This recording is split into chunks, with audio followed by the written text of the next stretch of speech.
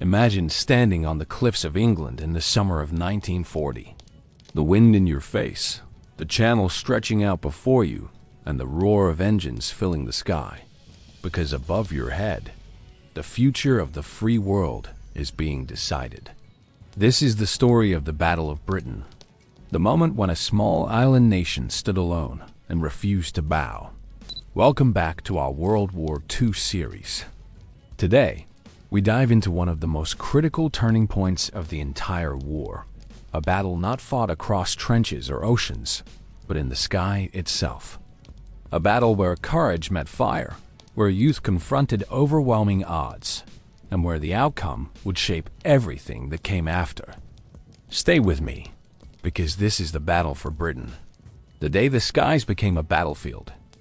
The spring of 1940 had left Europe in ruins.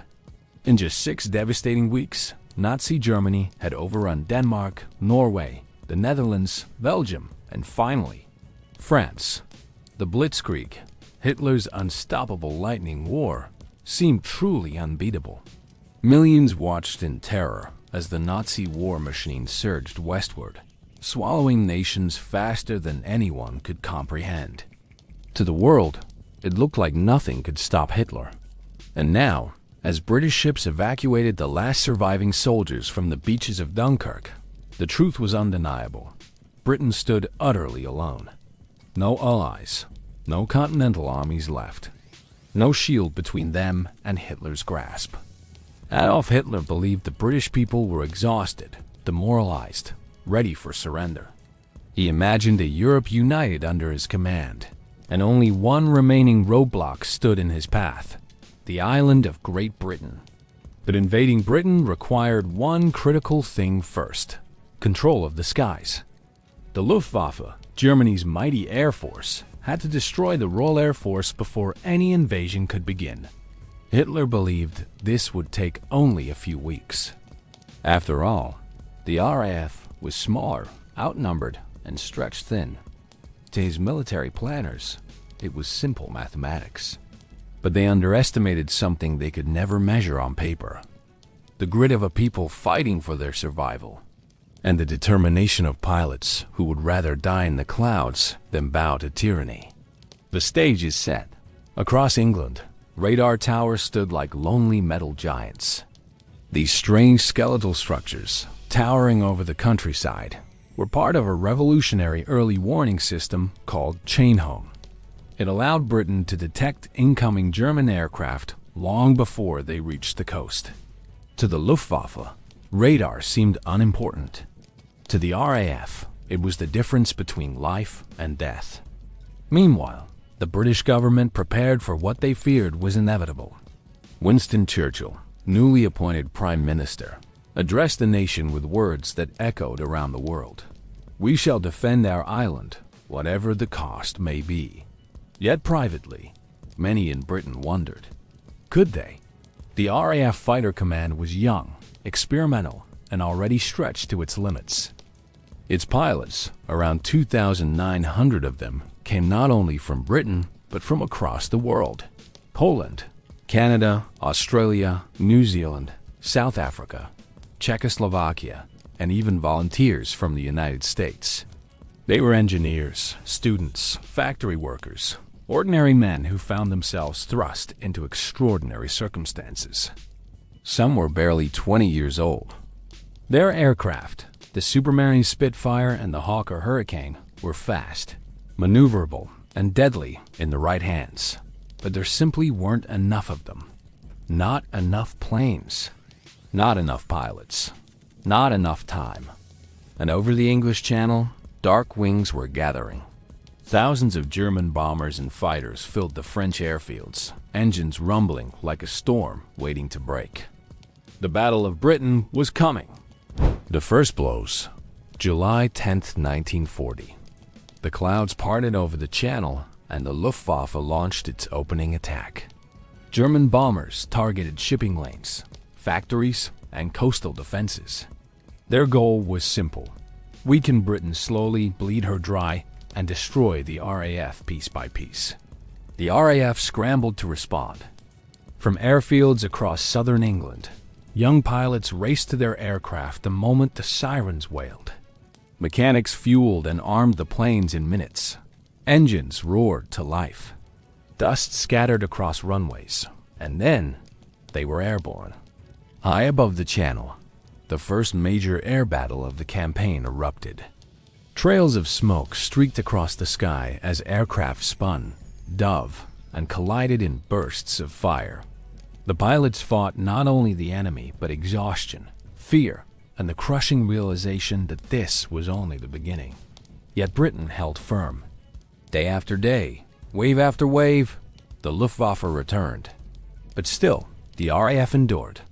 Behind the scenes, a hidden war was being fought in underground bunkers. In the dark rooms of RAF Fighter Command headquarters, women of the Women's Auxiliary Air Force, the WAIF, tracked incoming aircraft on giant maps, guiding squadrons to intercept the enemy. These women were the unseen backbone of the defense, their calm under pressure saving countless lives. But the real devastation was reserved for August. Hitler wanted the RAF gone, and he wanted it fast. The Eagle attacks, August 13th, 1940, known as outnumbered, or Eagle Day. The Luftwaffe unleashed its full power. Hundreds of bombers, escorted by swarms of Messerschmitt Bf 109 fighters, thundered toward Britain in the largest aerial assault the world had ever seen. German commanders believed this would break the RAF once and for all. But something they didn't expect happened. The radar towers detected them. By the time the first bombers crossed the channel, the RAF was already in the sky, ready. What followed was a brutal spectacle. Dogfights twisting through the clouds, planes spinning out in flames, shouts over radios, engines screaming, bullets ripping through metal wings. Pilots pushed their aircraft beyond their limits, often blacking out from G-forces, then waking only moments before impact. The skies over Britain became a vast, deadly arena. Hangars exploded. Airfields crumbled. Runways filled with cratered earth. Fighter command was bleeding, but not broken. And in the heart of the chaos, a truth was becoming clear. The RAF would not die easily. Britain holds its breath. Throughout August, the Luftwaffe focused relentlessly on RAF bases. Pilots flew as many as 5 missions a day. Sleep was rare. Fear was constant. Many knew their odds of survival shrank with every flight. But they kept going. They had to. For if they failed, Britain would fall. One pilot remembered looking around his room and wondering which empty bed would be his tomorrow. Another said he didn't expect to survive the month, but he flew anyway. And as August rolled toward September, Hitler grew impatient. Fighter command was battered, but still alive. The RAF's radar system remained functional. The British people remained defiant. So Hitler did something unexpected. Something that would change the course of the battle. He grew angry. Hitler changed his targets. In early September 1940, after weeks of costly battles, the Luftwaffe made a fatal mistake, driven by anger rather than strategy. One night, a small group of misplaced German bombers accidentally dropped bombs on central London. They were meant for the docks, but instead, they struck civilian neighborhoods. Houses collapsed, fires erupted, and terrified families rushed into the darkness seeking shelter. The British were furious. Within hours, the RAF responded. Bombers were sent to Berlin, the very heart of the Nazi Empire. Their bombs did little physical damage, but they struck a blow to Hitler's pride. The German public heard explosions in the capital for the first time, and their Führer was humiliated. Hitler erupted in rage.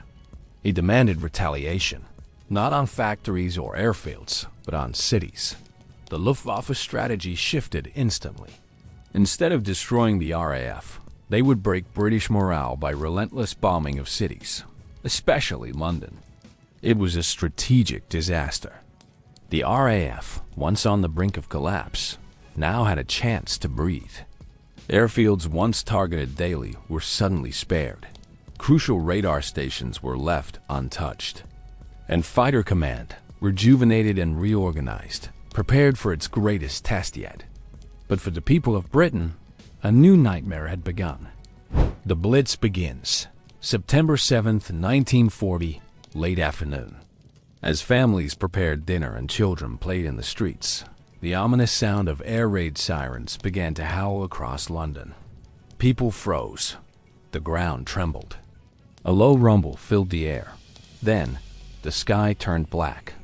Nearly 1,000 German aircraft, the largest raid of the war so far, descended upon the city.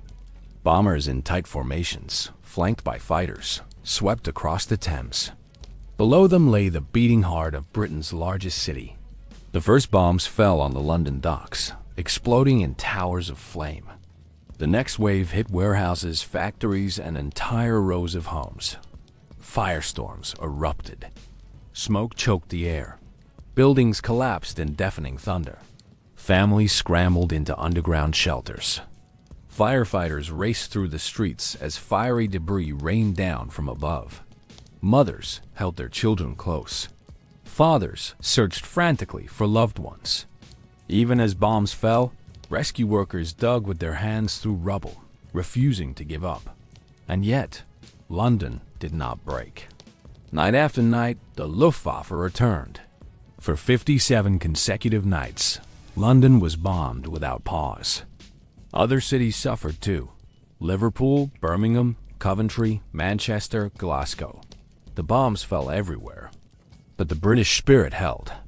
In the morning, Londoners brushed the soot from their clothes, cleared debris from doorsteps, and went back to work.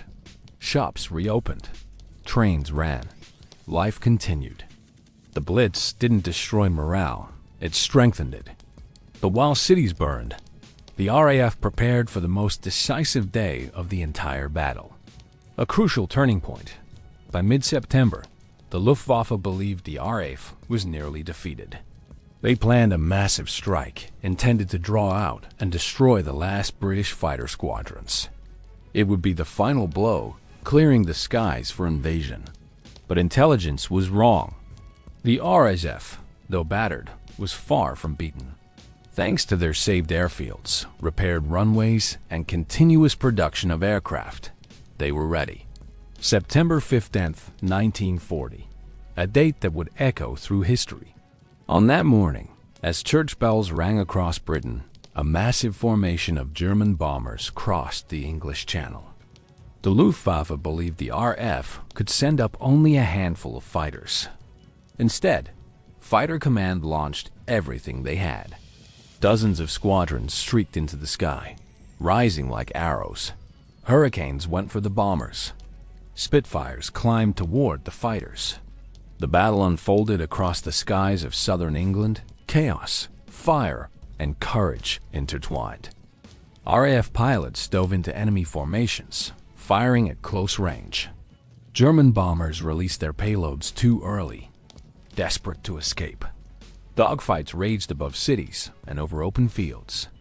Civilians looked up from the streets, watching the sky erupt in smoke and flame. The Luftwaffe suffered catastrophic losses. For the first time in the war, the Germans withdrew in confusion, beaten, disorganized, demoralized. Winston Churchill himself was watching from an operations room. As the scale of British success became clear, he turned to his generals and spoke quietly, almost to himself. Never in the field of human conflict was so much owed by so many to so few. The few, a name that would live forever. On that day, the RAF proved beyond doubt that they controlled the skies, and Hitler knew it. Invasion postponed. Operation Sea Lion, the planned invasion of Britain, was quietly postponed. Hitler told his generals there was still time. The winter would bring new opportunities. That they knew the truth. The Luftwaffe had failed. Without control of the skies, an invasion would be suicide. German landing craft would be destroyed before they reached the beaches. Troops would be massacred by British ships and planes. The Channel, narrow and treacherous, would become a graveyard. Hitler turned his attention eastward, toward the Soviet Union, and Britain, still wounded, but still standing, remained free. All because a small group of pilots, ground crews, radar operators, and civilians refused to give in. The Battle of Britain was not just a military victory. It was a moral victory, a psychological victory, a turning point that inspired resistance across Europe. For the first time in the war, Nazi Germany had been stopped. The human cost. Victory came with a heavy price. Between July and October, Britain lost more than 1,000 aircraft and nearly 600 pilots. Many were teenagers. Many never lived long enough to see the end of the war. Their names filled pages, their stories often lost to time. Ground crews worked themselves to exhaustion. Mechanics repaired planes through the night, hands bleeding, lungs filled with fumes. Radar operators slept in shifts, monitoring screens around the clock. Civilians dug through rubble, searching for survivors, refusing to surrender hope. The courage of these men and women formed the backbone of Britain's defense. They were the silent heroes, unseen, underappreciated, but vital. The Luftwaffe, too, suffered devastating losses. Nearly 1,900 aircraft and thousands of experienced pilots. Those losses would haunt them for the rest of the war. The Nazi war machine, once unstoppable, had its first real scar. And Britain, battered but unbroken, remained a beacon of resistance. The world watches. Across the Atlantic, people in the United States watched closely. President Franklin D. Roosevelt admired Britain's resilience. American newspapers published headlines praising the RAF. Ordinary Americans donated supplies, volunteered, and even joined the RAF as pilots. The United States was not yet in the war, but the Battle of Britain changed American opinion. The courage of the few and the endurance of the British people created sympathy and admiration in a nation still debating isolationism. Many historians believe the Battle of Britain played a significant role in shaping America as eventual decision to support and later join the Allied cause. Britain's stand inspired the world. The London Underground, a city below a city. While the RAF fought in the skies, millions of civilians fought for survival on the ground. Their battleground was not in the air, but underground. As the night raids intensified, the London Underground became a vast network of shelters. At first, the government resisted allowing civilians to sleep in the stations, but reality forced their hand. Soon, platforms filled with families carrying blankets, pillows, and the last of their belongings. Children clung to teddy bears. Mothers whispered reassurances. Fathers stayed awake long into the night, listening to the distant rumble of bombs striking the city above. The underground became a second home, a refuge, a place of hope. People played cards, told stories, and shared food.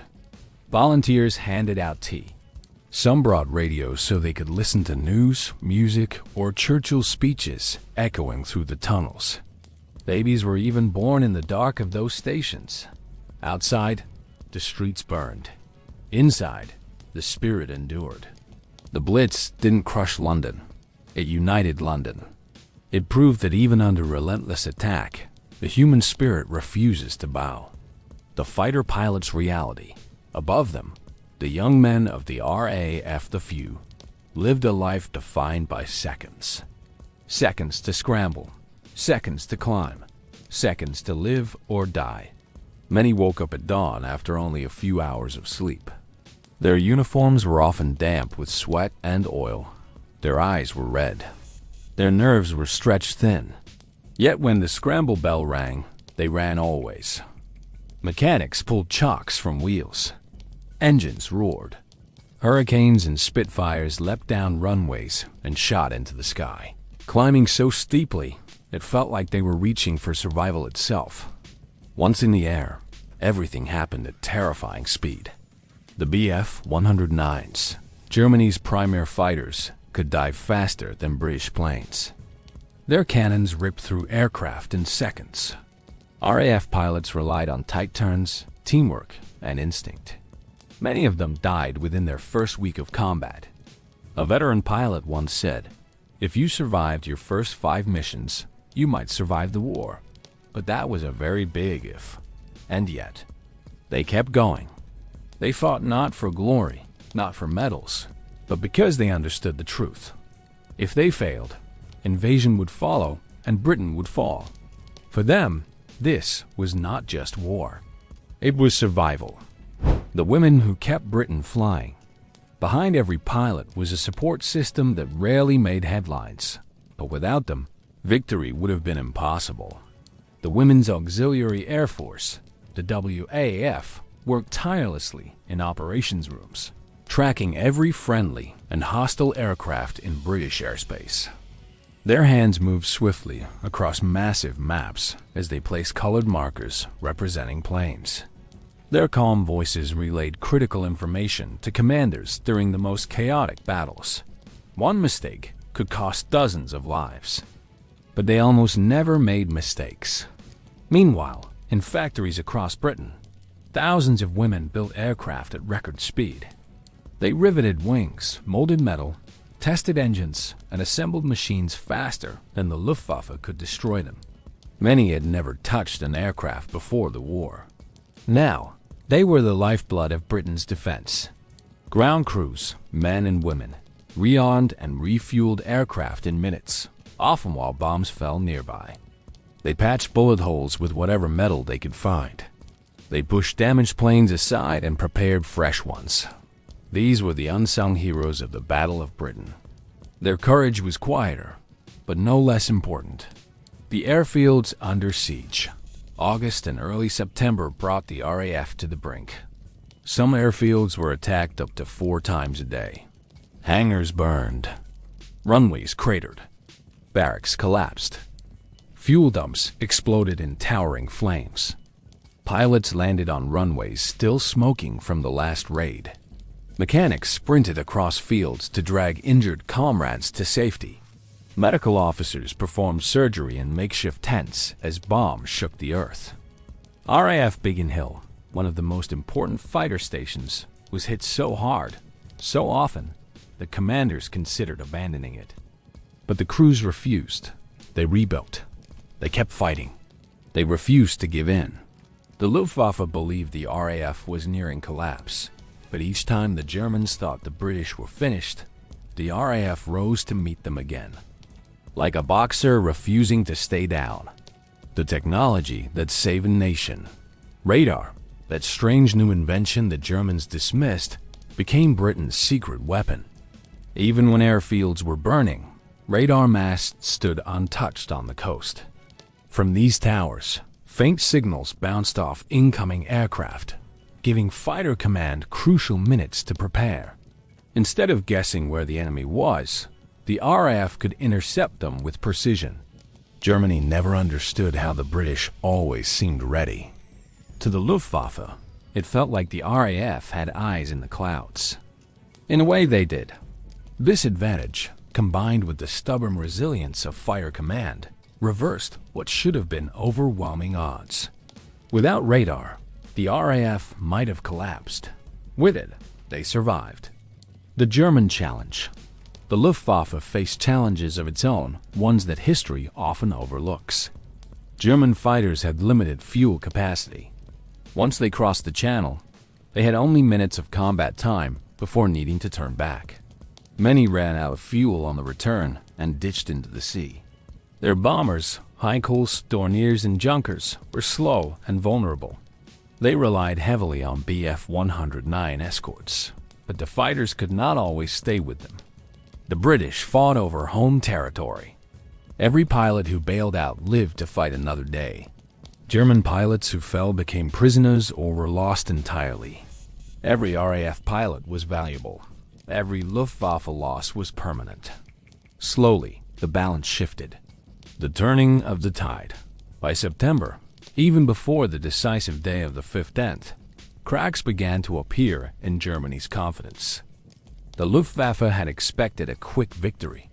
They expected the RAF to collapse in weeks, but the RAF refused to break. German intelligence failed to understand the depth of British resolve. They believed they had destroyed more RAF planes than actually existed. They misjudged British production capability.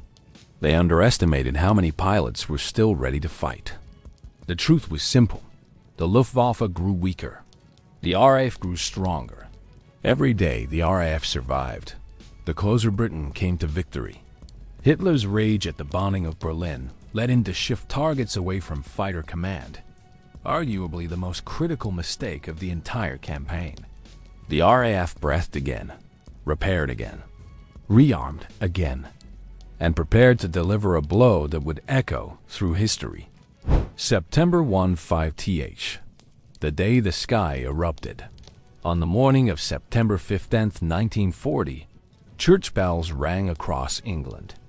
It was a Sunday, a quiet, peaceful morning, but the country knew peace could never last long in those days. Fighter Command detected the first wave of incoming German aircraft just after 11 a.m. At once, the calm morning shattered. Sirens wailed across the countryside. Pilots raced to their aircraft. Engines roared. Ground crews scrambled to clear runways. Radar screens glowed with a mass of incoming signals. The Luftwaffe launched one of its largest raids yet. Hundreds of bombers, hundreds of fighters, all heading straight for London. German commanders believed this would be the knockout punch. A final strike to cripple the RAF by forcing it into one desperate last stand. Instead, it became their greatest defeat. Air Vice Marshal Keith Park, commander of 11 Group, made a bold choice. He launched every available squadron, every pilot, every plane that could still fly. The sky filled with hurricanes and Spitfires climbing toward the sun. Below them, the British people watched.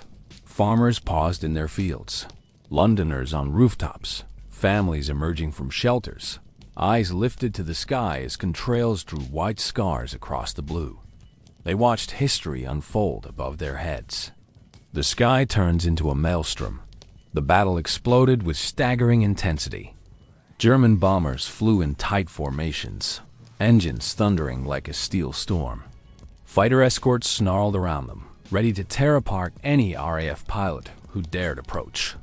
But the RAF did more than approach. They attacked with fury. Hurricanes dove straight into bomber formations, guns blazing, breaking them apart. Spitfires spiraled upward to meet the Bf-109s in dizzying dogfights that twisted like ribbons through the clouds. Airplanes burst into fire.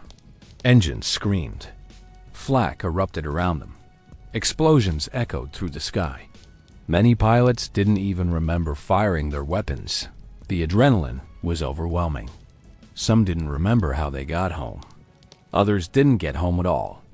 Radio calls echoed across the airwaves. Enemy bombers breaking left. I'm hit. I'm hit. Fuel's low, heading back. Target in sight, engaging. Yet through the chaos, the RAF maintained the upper hand. The Germans had underestimated British strength. They expected a few exhausted squadrons, but instead faced the full, undiminished force of fighter command. The Battle of Britain had reached its turning point. Misjudgments and miseries. German high command watched from France, receiving reports that confusion quickly turned into dread. Bombers were dropping their payloads too early. Fighter escorts were running low on fuel. Casualties mounted faster than anyone expected. The Messerschmitts could not stay over London for long. Each minute spent in combat meant 1 minute less to return home. Many German fighters had mere seconds to spare before they would have to break off. Meanwhile, the RAF flew over home territory, able to rearm and scramble fresh pilots in minutes, able to rescue downed airmen and return them to service. It was an advantage the Luftwaffe could not overcome. By midday, British anti-aircraft guns ripped through bomber formations. Pilots flying Hurricanes and Spitfires pushed deeper into enemy waves. And still, the Germans came. Another massive wave approached in the afternoon. Fighter Command, exhausted but resolute, rose to meet it again. By dusk, the Luftwaffe was in full retreat. For the first time since the war began, the German Air Force had failed to accomplish its mission. Their losses were devastating, their morale shaken. From the ground, British citizens erupted into cheers as retreating German bombers fled back across the Channel, leaving smoke trails behind them. Churchill visited an operations room that afternoon. He watched as squadron after squadron was dispatched into battle. He saw the scale of the RAF's exhaustion and its determination. When someone asked how many fires they still had left, the commanders hesitated. They feared the truth. They had launched everything. Churchill realized something chilling, but also inspiring. Britain had risked it all. And won? The aftermath of a victory. When night fell, and the last planes returned to their airfields, the truth emerged. The Luftwaffe had lost twice as many aircraft as the RAF that day. Bombers lay scattered across fields in Kent and Sussex. Pilots washed ashore along the coast. Wreckage floated in the Channel. Hitler's commanders were stunned. They had never seen losses like this. They had believed the RAF was nearly dead. Instead, they had encountered a force reborn, fighting with renewed fury. Within days, Hitler postponed Operation Sea Lion, the invasion of Britain. Within weeks, he shifted focus entirely to a different target, the Soviet Union. The Battle of Britain had done the impossible. It had stopped Hitler's war machine. It had forced the Nazi Empire to change course. It had protected the last democratic stronghold in Europe. And it had proven that tyranny could be resisted. For Britain's defiance under the Blitz, even after the Luftwaffe failed to gain air superiority, Hitler continued nighttime bombing raids, the Blitz, hoping to break British morale. But each morning after a bombing, Londoners stepped over rubble, dusted themselves off, and carried on. Buses ran on schedule. Shops opened. Factories resumed production. Children played in parks, surrounded by craters. People joked that Hitler was helping with the slum clearance. This was the British spirit, defiant, sarcastic, unbroken. Underground, families slept on metal bunks, sometimes waking to the sound of nearby explosions, sometimes waking to silence. In those tunnels, people sang, shared stories, and built a sense of unity deeper than any bomb could shake. Meanwhile, searchlights swept the sky at night, tracing long white beams through the darkness, crossing paths like giant blades. Anti-aircraft guns cracked loudly, shaking buildings as they fired into the night. The Blitz was brutal. It killed tens of thousands. It destroyed homes, history, and streets. But it never destroyed the will to fight. The price of freedom. As autumn turned to winter, the intensity of the raids slowly decreased. The Luftwaffe shifted resources eastward. Britain, exhausted but alive, looked out over a landscape of ruins, but a landscape still free. The cost of victory was staggering. Nearly 600 RAF fighter pilots were killed. Many were teenagers who had never known adulthood. Others had crossed oceans to defend a nation they had never seen before. The pilots from Poland, Czechoslovakia, and other occupied countries fought with unmatched ferocity, often with the grief of losing their homelands fresh in their hearts. They flew not just for Britain, but for the freedom of Europe. Ground crews, radar operators, firefighters, ambulance drivers, volunteers, all paid their share. Many of the bravest never lived to see peace. Yet despite the losses, the British people never questioned whether the sacrifice was worth it. They understood what was at stake. They understood that freedom had a cost, and they were willing to pay it. The world takes notice. Across the globe, nations watch Britain's defiance. In the United States, the Battle of Britain changed hearts and minds. American newspapers praised the RAF's bravery. Radio broadcasts carried stories of heroism and resilience. Many Americans believed Britain would fall, but now they began to believe Britain could win. President Roosevelt increased aid. American pilots volunteered. Public opinion shifted towards supporting the Allies. Britain's stand had reshaped global history. The island nation that Hitler believed would crumble had instead become a symbol of resistance, a beacon of hope in a darkening world. The British people had survived the firestorm. The RAF had survived the onslaught. But now, in the cool autumn air of 1940, Britain faced a different kind of war, a quieter one, yet one no less dangerous. A war of rebuilding, reorganizing, and preparing for everything that might come next. With the most intense months of fighting behind them, something remarkable began to happen.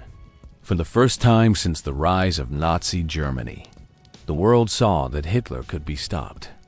Word spread across the globe, from New York to Sydney, from Toronto to Cape Town, that the island nation once believed to be doomed had instead become the spark of resistance. And even in the United States, still on the sidelines, still debating its role in the conflict, public sentiment began shifting.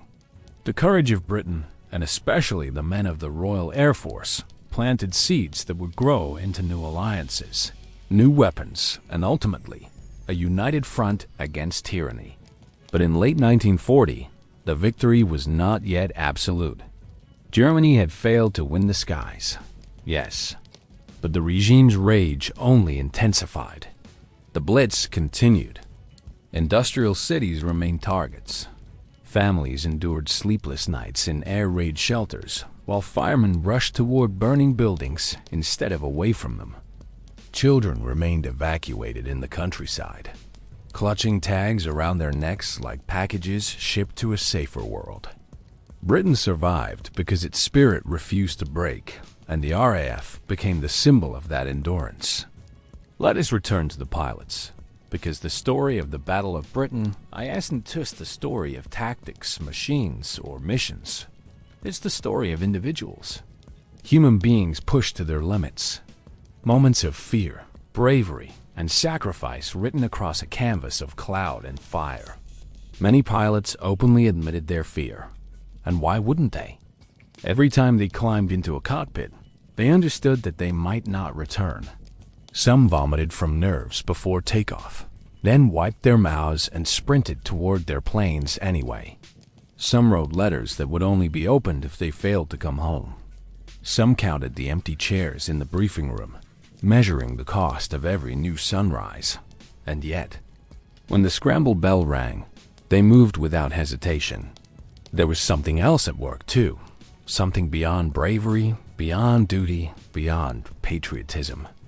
There was the knowledge that if failed, Britain would fall. And if Britain fell, the world as they knew it would follow.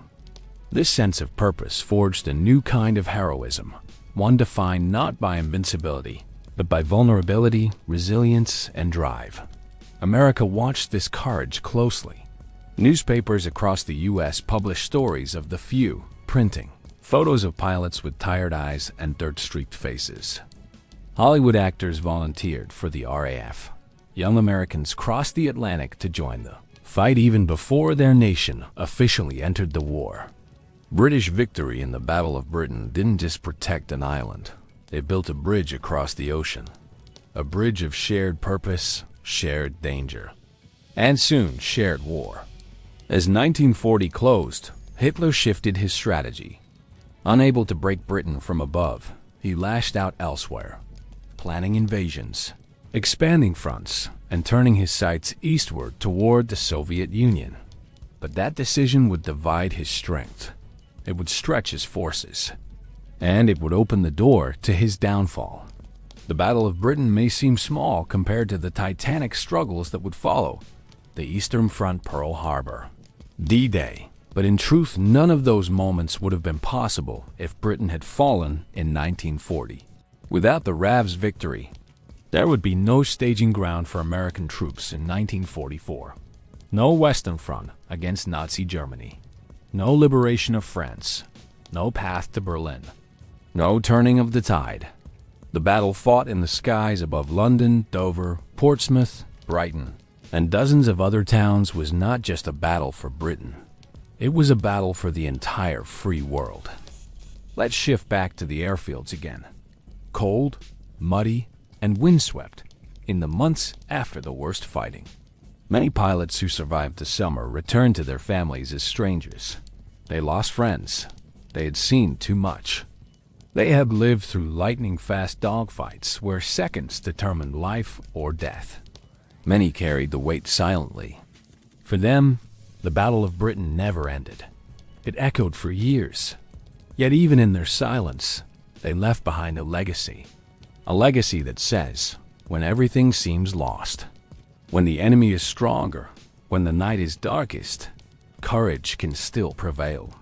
As Britain slowly rebuilt, the RAF transitioned into a broader defensive and offensive role. Night fighters, improved radar networks, new Spitfire models, and expanded training programs transformed the RAF into the backbone of Allied air power. The Battle of Britain wasn't just a victory. It was a lesson in adaptability, a lesson in innovation, a lesson in unity. And it showed something else too. People will fight with unimaginable strength when defending their homes. The British people continued working, rationing, rebuilding, and refusing to give in. Factories produced aircraft around the clock. Women joined new roles in manufacturing, engineering, and military support. The entire nation mobilized, not out of pride, but out of necessity. By the time the United States entered the war after Pearl Harbor in December 1941, Britain stood battered, but standing. And America, seeing Britain still in the fight, knew it was not alone.